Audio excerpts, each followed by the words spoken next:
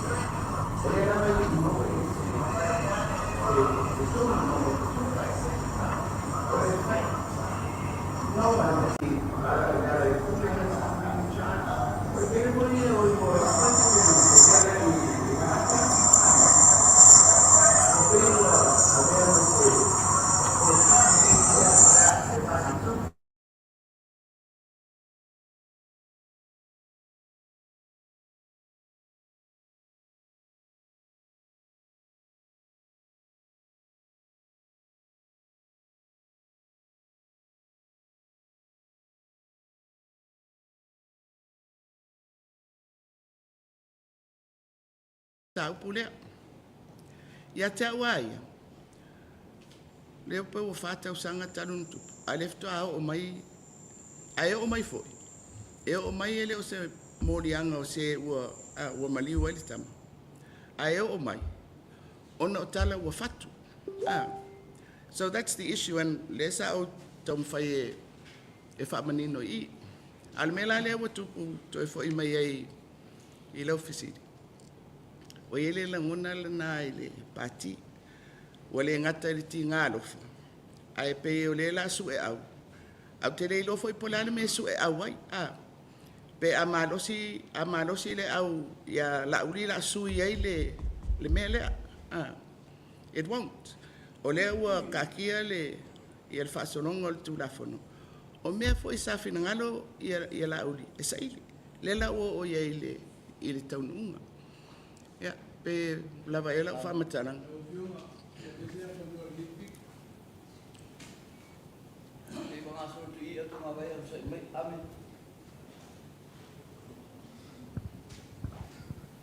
Whaftai lava I lau Fionga.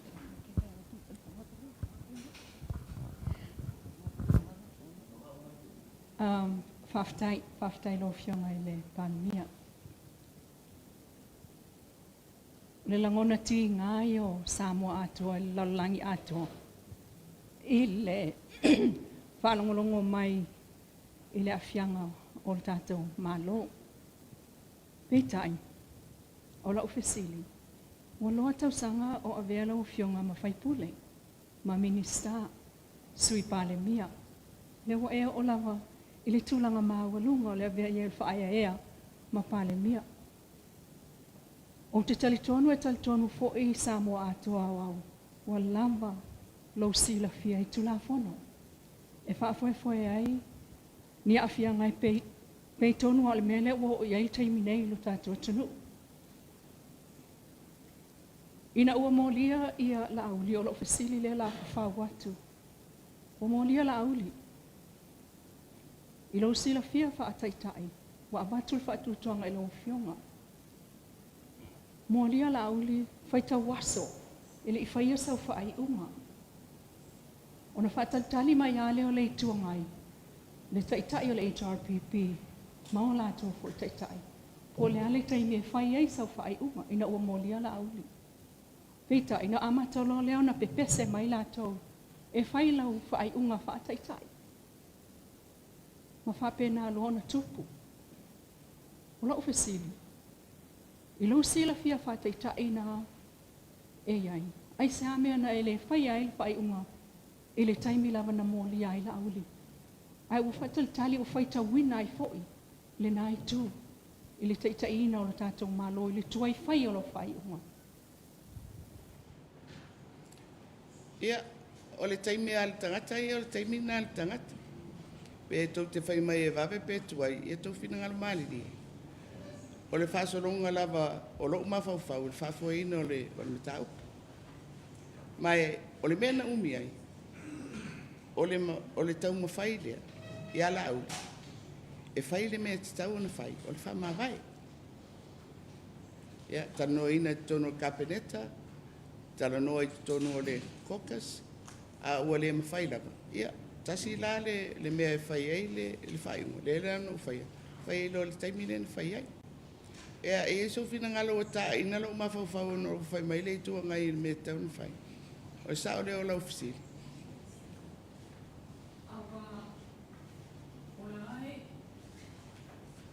I mean, what changes, Amy, whether I made the decision earlier or later? What changes? Actually, it's the same thing that the HRPP has been singing and asking you to do. Your leadership position decides what you should be doing as a leader. That's exactly what they ask you to do that you're doing now. Oh, so you're saying essentially, I'm doing what the HRPP is saying. That's what HRPP was pushing you to do, and you are doing it now. Yeah. Apa pela o lo mawhauwhau na, e se se lo mawhauwhau. E whai ala whai unga, i le taimi, ua tāra whea ngai, ma le whea ngai ai o au, ma la uwa inga whau pawhai, ma le minister le ua awhia.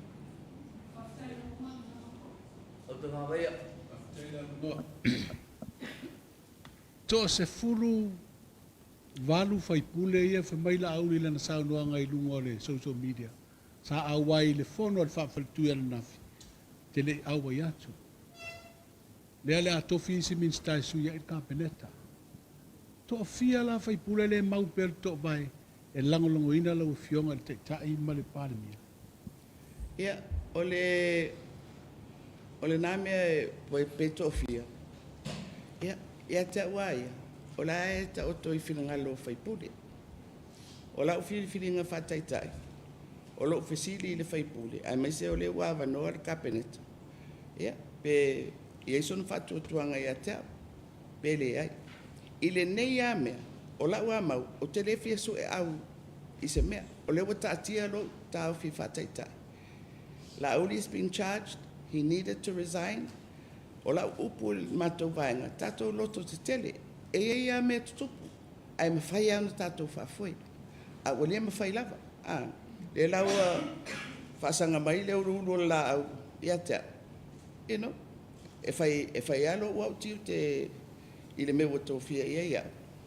A wale fia ia le vaenga whaupu e le mawhai ona tu wau tiu te whaale malo, se I o I le la sanga, e o iai pia whapea e whatini, ia le le fia, o nisi o whaipule.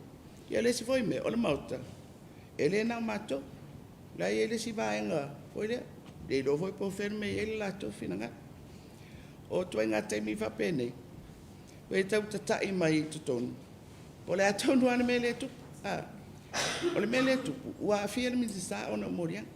A le la ua whatupu ai maisi mautala, mo me e fatu ia na tau tira fia o le van fa pene fa mtarang ia o le loto ita ma le loto tau imsui o le mea na wala nuai u fai whatever ele to atu punei o le mea whatever ai o le fa mo ia e tau tata mai le mo o le ala ia ma tau fa se ai luma le ngaruenga A whaia wo o se tūranga, foi lea i upu whai, wale me whai na whaua ul whainga malo. E foi ia whiriwhiringa e whaianga i le nātūranga. Ai mo le taimili nei. E whi whai atu ala u. Ma le mea foi o leo sui e lau kapeneta. Tā ua le whātua tuanga. O le ale pupu, o le ale umi, o te Palemia ai. O te mana umi a se kapeneta. A wale kapeneta e whaafoea le ngarua. Lau Afioga lisi visili, minstai e tolu leo fa malolo nei. O le ale le whaatuatuina lau Afioga i lātou o whai lau whai unga e whaamuta loa. O le toi langolo ingoina o e avea ma Palemia. E whai ngofia al fisili. O tu mau ia oe, ia lo whaatuatuanga ia tea. But it's not one way. O ke vai foi au ia. O ku mau lo whaakokuanga. I le ministalia. Almena no mana wai ele fail ta le mato talanoanga o le fa pe fa la o tele no mana e fa sanga ile le ya e pe fo na ma fa sanga i mlau ele o se me foi nele fa pe una ia ile fina ngalo le fa lo mai itala ia fai. But when it comes to confidence ya why is tai I need to know that. Le vai aso la le le fono al Palemene le ta ua ave ia il Palemene pe a fa pe fai se pa loto le whaatuatuina lau Afioga. O ia se tu langa mo te sila lau Afioga e ono lango ina le whaaua upeo lau tofinga Palemia e le ituangai. Ia, vai. Le ale me tau te le whaatari e vai po le ale me tupu le songfu. Ele ma fai no whamatala po a tala istaka te fai. Na la ua tala. O leo te malama le rei, i le tūla whono, o awanoa e il Palemia. Whaftai lava mo le awanoa. O le ofesili whaamala mo le loa Afioga Tamaitai Palemia. O le mātau le teimili nei, a umona mai lo whaasila silanga, a umai whaasila silanga la auli. O la ofesini, tō sao, ua mai lua ina le tō vaianga whaupu whai. Ai po ua malepe fo i le tōlanga lo i le teimili nei, i le taatianga lo ngase le walia e mai. Ia, o la FCD mai nei ia tau, ta te vai po a fōlinga o le mtau. E ar Faasalalauga lauli na ave, i le amatanga mai a le mere, o i le ilunga o mātou a pages. Ia, o i tātou te malepe ai, ai mau te rei wheloa. So, o le meu te whanono ai, tasi te tangata, maana ngai o inga, o a whianga ia o mai a te ia. Ai te ia o tupu ele mele. Ia te ulai mo tangata ia ma fau. O le altua ngā whainga lea e whai ele mele. Mo le whai pule. O ele whailan na whetuna inga o ele. Ia, te le whia tau tala fo ia, o le tangata malana whiriwhiring.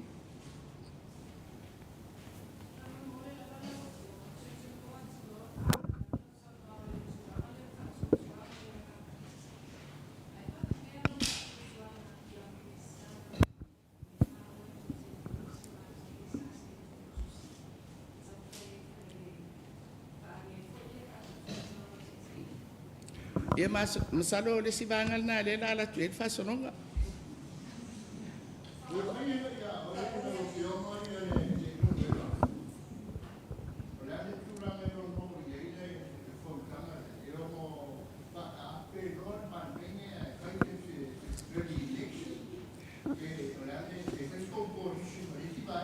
Ia malia le finangal. Se yo aku ia. Ele o se fai mange ka voi le ki ro plan le la.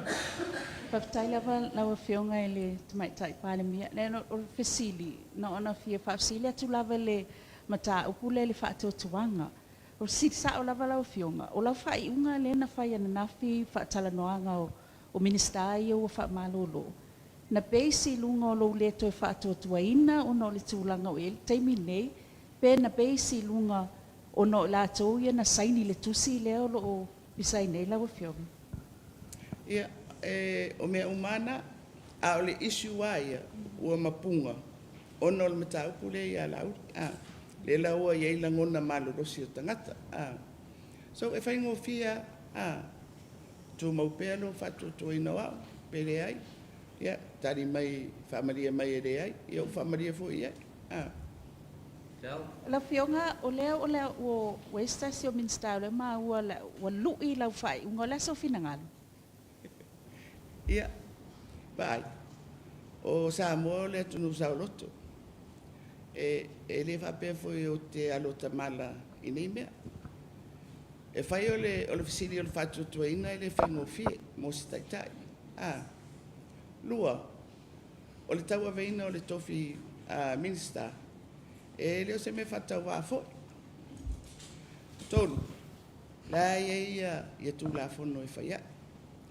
Mai tau no whapea atu i le lu i le au mai. O le tofinga lava o Minster, tasi atanga te tu i lalo tu la fono o le Palemia. Mai e le whapea se ngā runga fo i le whakongkalake. O le kaimiwa e le mga awai. Ngana kousiek lea po le ale, po au pengifiki o au mea whairo kukongi, o angi mafu anga le kuriei oe, e le o le melina. Mai foi le ina ua momoli atu, ia le tusia le Minster. O le peo titilo atu. Pe ele i olo na mafau o le avea le fesili, o le whatuatua ina, ma se mea ave ese ia.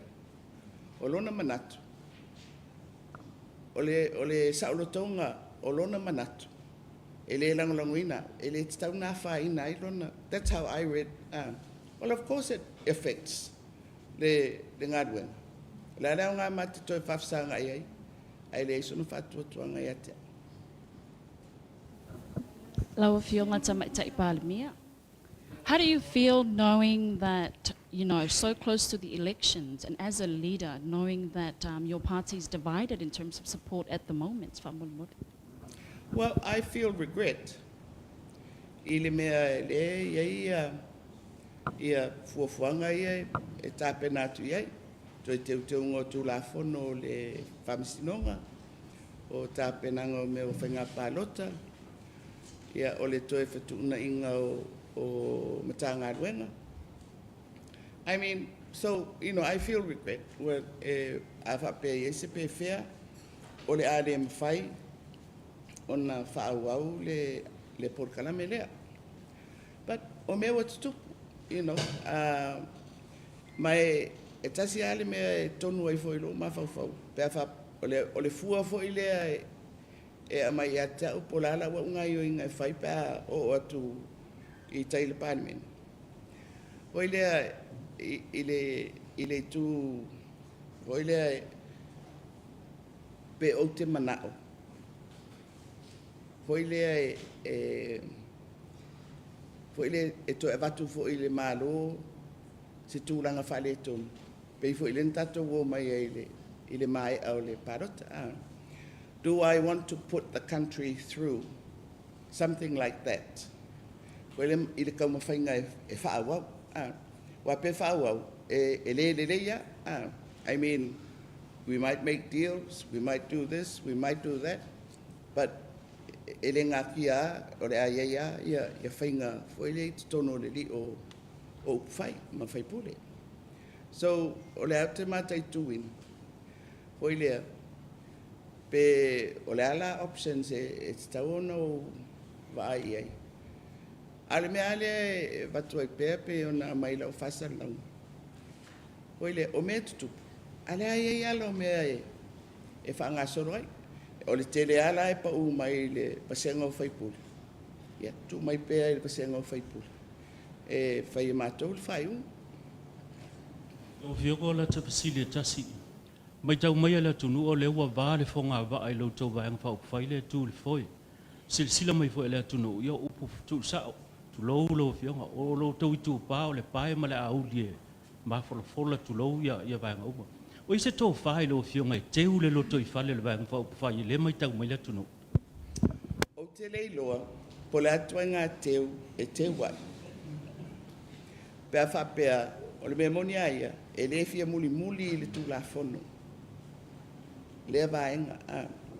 A oa ua ia, o le foina matou o whatasi uma, mo moli atu le tunu o mātou te sa vali tu la funu ai le la o mai tu le malo ai fai tu ono le wa fia le stanga to mātou o ile ile tau na ese le me fai because that's fundamentally le mele e tupui o le vainga foi la mātou vainga e le o sta i malosi e fa ngalo pawa e fai ele mele lo to ye ya maftai mo le avanoa ya la Afioga o la ofisili fa mo mole o le malama la Afioga tu la fono ya e masalo ile o malama ya le isi vaenga lo vaenga fa pu fai tu la fono o la sa o e tali le tu langa la Afioga wa le sa tam fai se tu si ave se lo Afioga mai lo to finga ia ele ia se me tu poe malam na mo le ro feita ia ma tala no tangata e malam na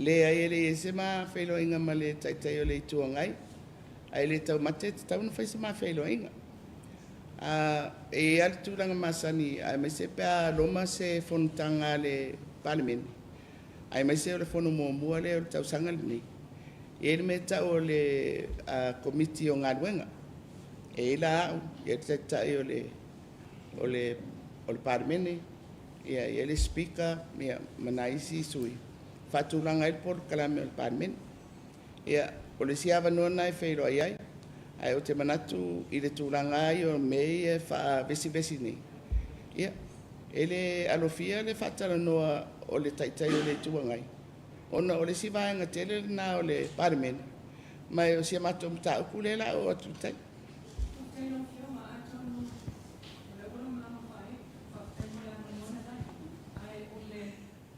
Toi tau mawhai atu. Ona o le ola tamai fo i leisi fono le Palemia ne talo sia. Ona o le tele ia e iai ia komiti wha Palemia. Le ana o tātou whaalongolongo ma whaafonga i le tātou atunu. Ile i mawhai ona au sia pe whaamaliaina a lātou lipoti. Ma awatu iai le whautuanga e oe whaamai a mai a lātou lipoti mo le fono la tamai al Palemia.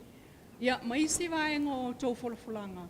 A o tula i mai mausali mai le amatanga mai lava. Lewa wa ai atu lava. Pe folinga e le tau nuu mai o le ale mai o iai se popo lenga o lau Afioga i le taitainga le itu.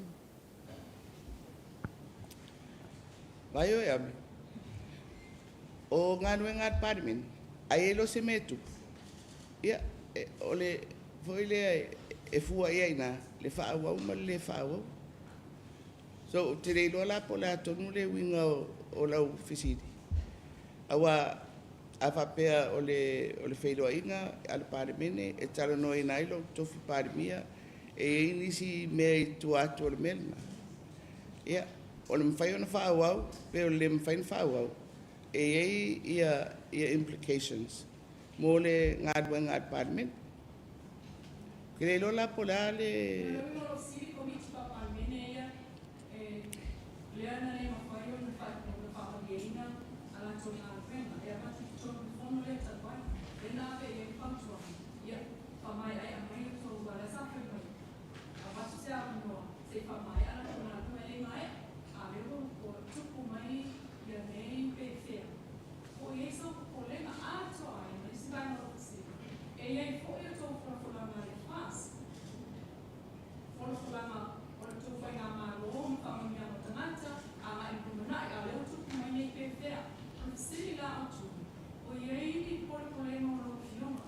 alena e tele mau mai le fisili ale tene le afa pe e se me o manatu ai foi le pe so regret yes my regret is ole ale mfaina fa wa ia por kalamene I've already said that so I don't know what else you want me to say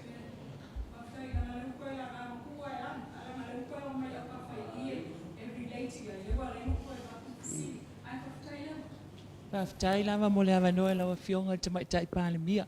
Ia o le fesili muli lava mo la Afioga. mole lava. I suinga ia, fesuia inga ia sa fai nei o Afioga i minsta o lau ka peneta. O iai se wha moe moe i Afioga i minsta fo o le ato fia. O le ato e fetu una ia i matanga luenga ia sa i lalo ta inga a Afioga i minsta lea ua mawai atu. A mole mole lava lau Afioga. Ai longa, ai foi ni fetu na inga ni me laiti a o mtanga luenga au tuaia e whauru whare mai ia sui or kapeneta fo.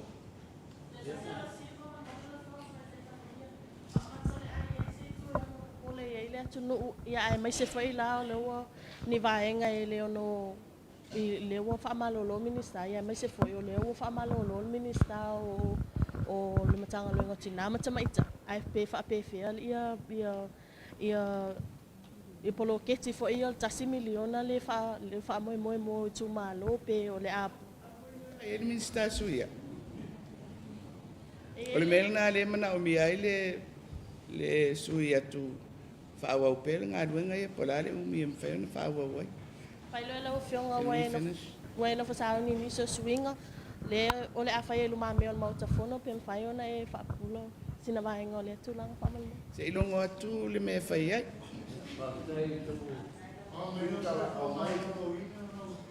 Sekia. Para fetai mo le fisito.